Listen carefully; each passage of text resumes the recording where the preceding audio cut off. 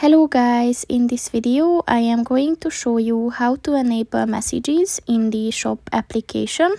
But first I just want to mention, don't forget to subscribe to my channel, because at 10,000 subscribers I am going to show you my whole YouTube revenue statistics and growth strategy, as well as how to make money online. Let's jump into it. First of all, open the application on your phone. And then click on the person button at the bottom of the page on the right.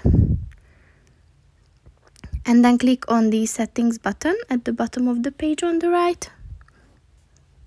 And then click on the notifications button.